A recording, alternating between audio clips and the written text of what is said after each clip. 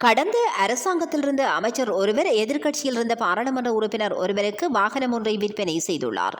இருவரும் பிரதான இரு கட்சிகளைச் சேர்ந்தவர்கள். அவர்கள் ஆட்சியில் இருந்தமையால் ஒருவரை ஒருவர் காட்டிக் கொடுக்காது ரகசியமாக சட்டத்திற்கு புறம்பாக வாகன கொடுக்கல் வாங்கல்களை மேற்கொண்டுள்ளதாக சுகாதார மற்றும் வெகுசன ஊடகத்துறை அமைச்சர் நலிந்த ஜெயதிச தெரிவித்தார்.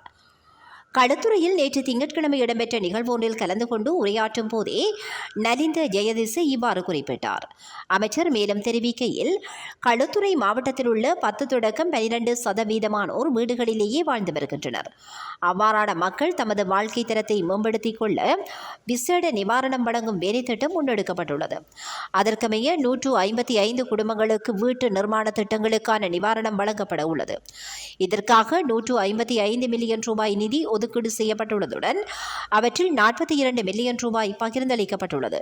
குறித்த நிவாரணத் தொகையை கொண்டு அம்மக்கள் தமது இருப்பிடங்களை அமைத்துக் கொள்ள முடியும். களுத்துறை மாவட்டத்தில் உள்ள பெருந்தோட்ட பகுதிகளைச் சேர்ந்த 4000 குடும்பங்களின் இருப்பிடங்கள் தொடர்பான சிக்கல்களுக்கு உடனடியாக தீர்வு காண வேண்டியுள்ளது.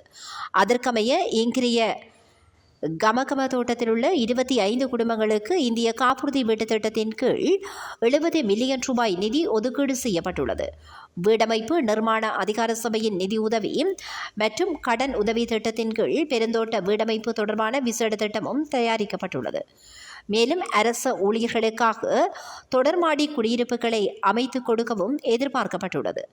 நபர் ஒருவர் நீண்டகாலம் தனக்கான வீடு ஒன்றை நிர்மாணித்துக் கொள்ள பாடுபடுவாராயின் அவரால் நாட்டின் பொருளாதார வளர்ச்சிக்கு விரல் சேர்க்க முடியாது. ஆகையால் நாட்டின் பொருளாதார வளர்ச்சிக்கு தடைக்கல்லாக உள்ள இவ்வாறான சுமைகளை குறைப்பது அவசியம். சமீப நாட்களாக சட்டத்திற்கு புறம்பாக வாகனங்களை வைத்திருப்பவர்கள் தொடர்பில் விசாரணைகள் முன்னெடுக்கப்பட்டுள்ளன. இதில் யார் தொடர்பு பட்டுள்ளார்கள்? கடந்த அரசாங்கத்தில் இருந்த அமைச்சர் ஒருவர் எதிர்க்கட்சியில் இருந்த பாராளுமன்ற உறுப்பினர் ஒருவருக்கு வாகனம் ஒன்றை விற்பனை செய்துள்ளார். இருவரும் பிரதான இரு கட்சிகளைச் சேர்ந்தவர்கள்.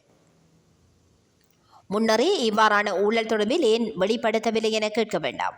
அவர்கள் ஆட்சியில் இருந்தமையால் ஒருவரை ஒருவர் காட்டிக் கொடுக்காது ரகசியமாக சட்டத்திற்கு புறம்பாக நாட்டிற்கு கொண்டுவரப்பட்ட வாகன கொடுக்கல் வாங்கல்களை மேற்கொண்டுள்ளனர்.